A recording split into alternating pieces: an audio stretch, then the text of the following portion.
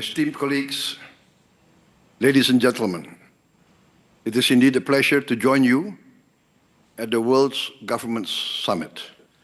I wish I could be there in person, but my schedule made that impossible. I was just elected a few hours ago to another 5 years as General Chairman of my political party. My compliments to the organizers for their excellent work in convening this summit.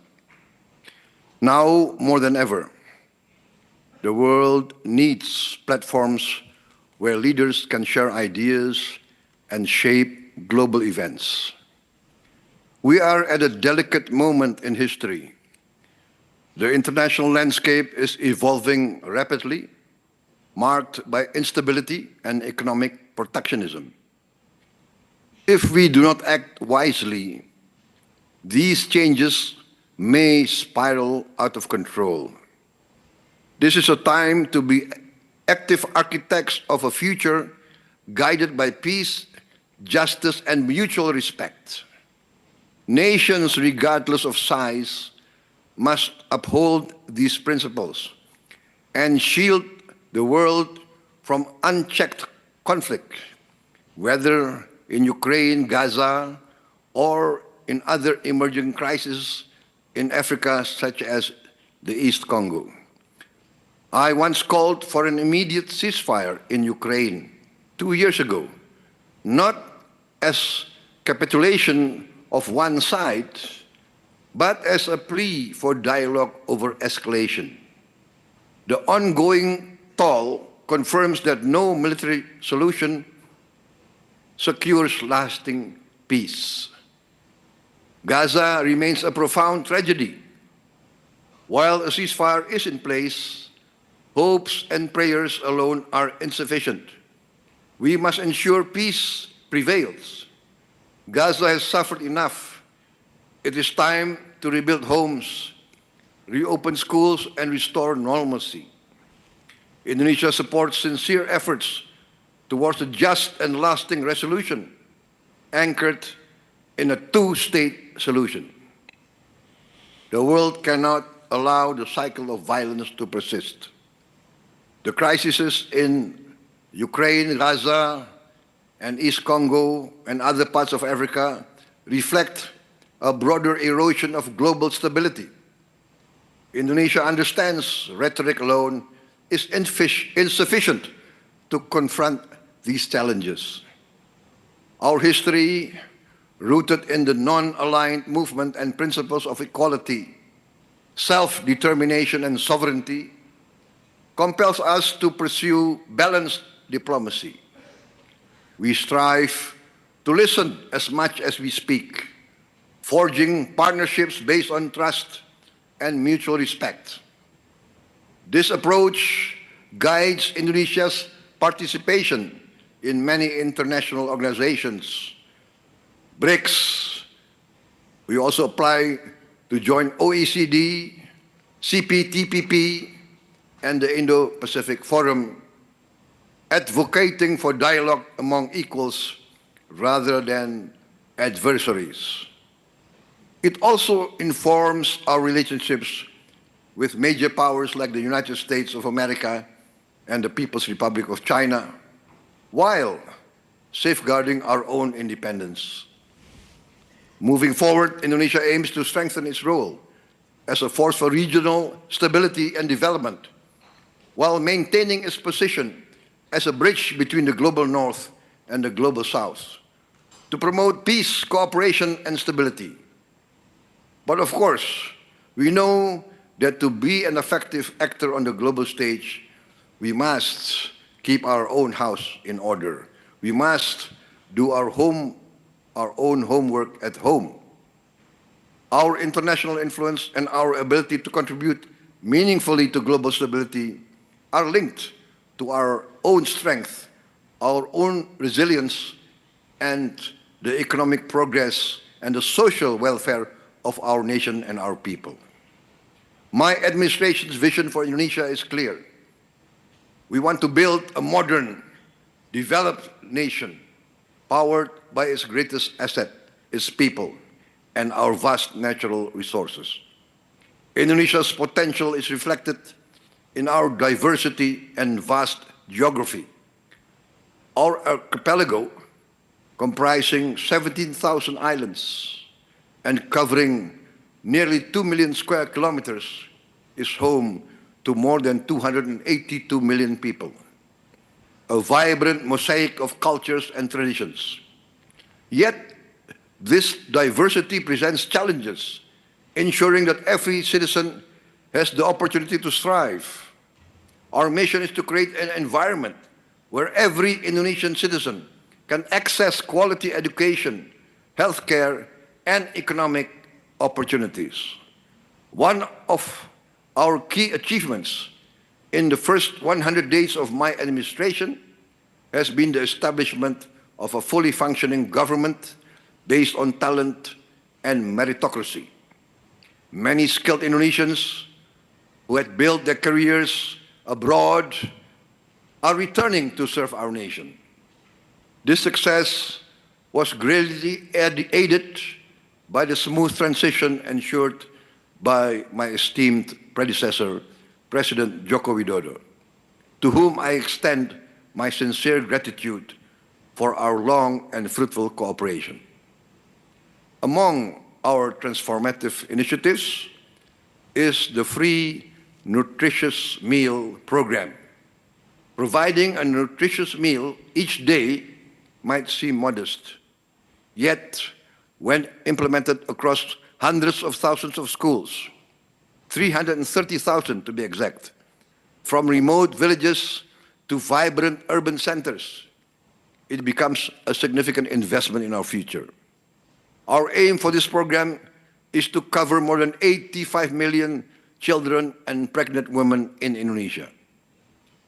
Also, our initiative is to offer free health checks for all Indonesians.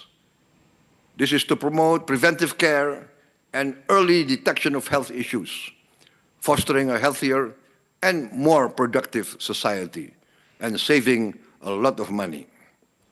Infrastructure development, too, has been a cornerstone of our vision. Indonesia's vast and varied geography has long isolated many communities. And to bridge these gaps, we have embarked on an ambitious program in partnership with the private sector. I'm now opening the infrastructure sector to the private sector, inviting private enterprise from foreign and domestic markets. We are building vital lifelines, roads, bridges, ports, airports, energy lines, digital networks that connect our people and stimulate local economies.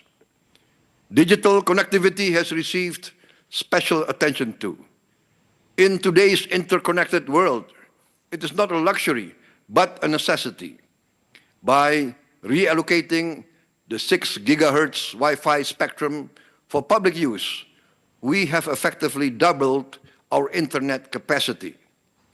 The implications are significant. A young entrepreneur in a remote village can now have the same access, the same digital resources as someone in our capital city.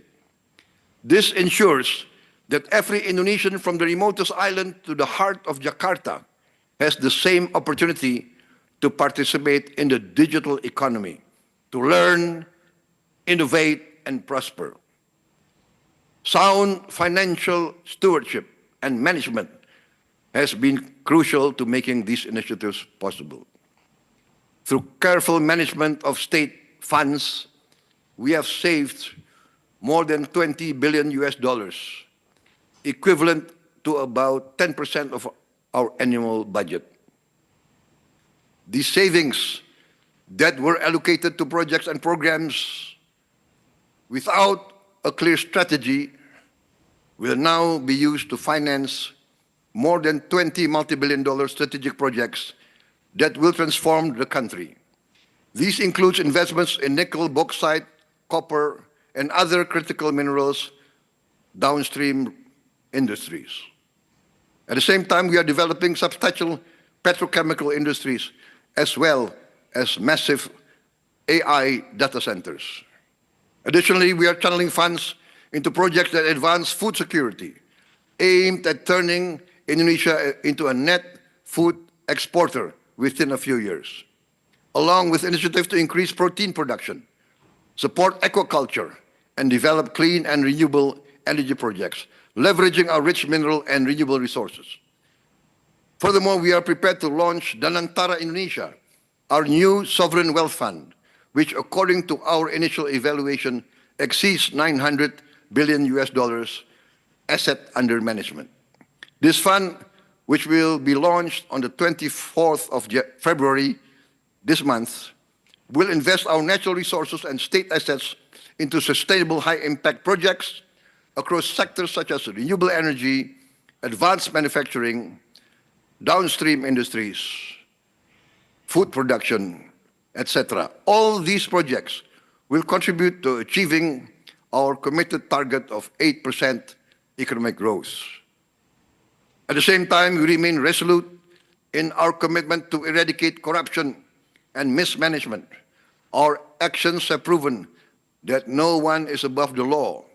Those once considered untouchable are now held accountable.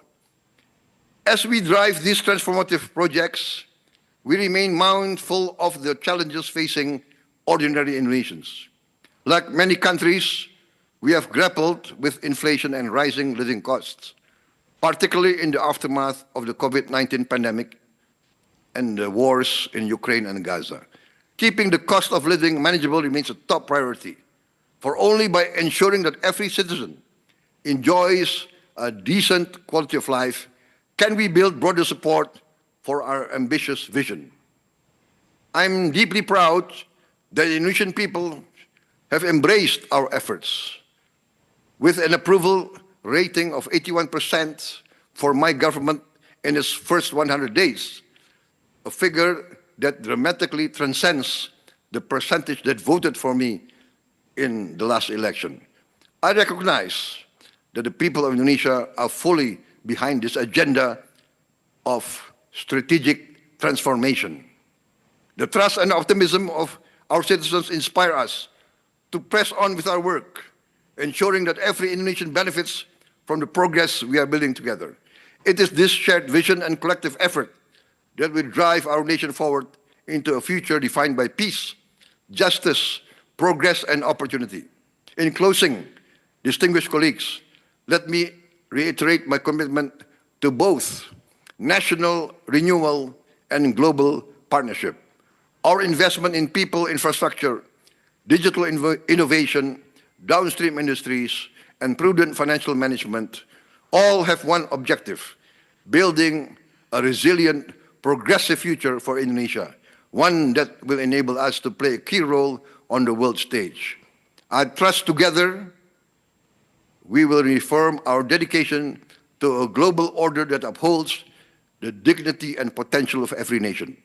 Thank you for your attention, and I look forward to our continued dialogue and collaboration as we shape a future that reflects our shared aspirations. Thank you.